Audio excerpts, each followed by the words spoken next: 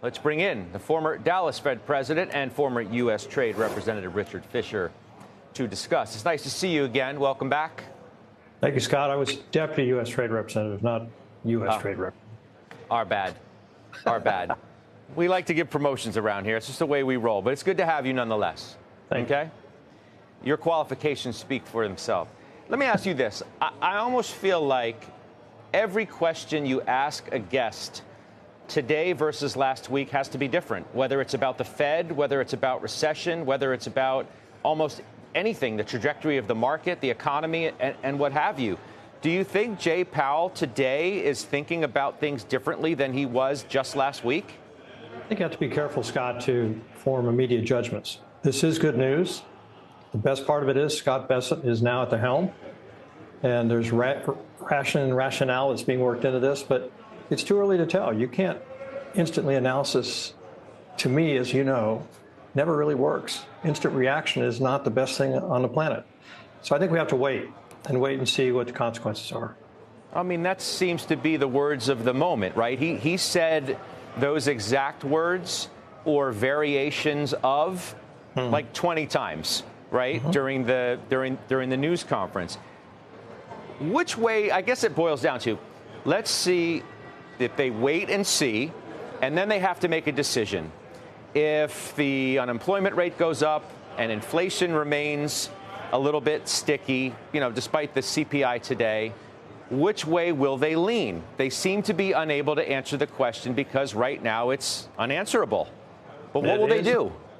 Well, it's unanswerable, like you just said. They're like any business. Still can't tell. We have a 90-day reprieve here, which is welcome. We hope it'll be a good time to negotiate things down even further.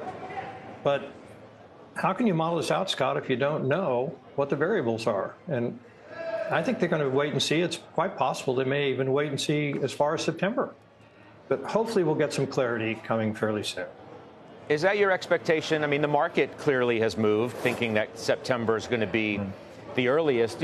Look, and the president continues to weigh in, as he did yet again today, calling Powell late. What's wrong with too late Powell?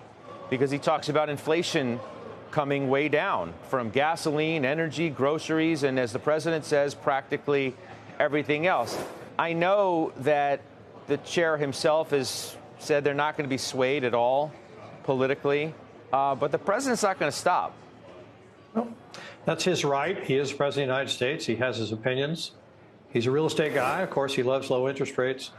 Scott, again, look at what it's costing small businesses to borrow money, almost 9%, small, medium-sized enterprises.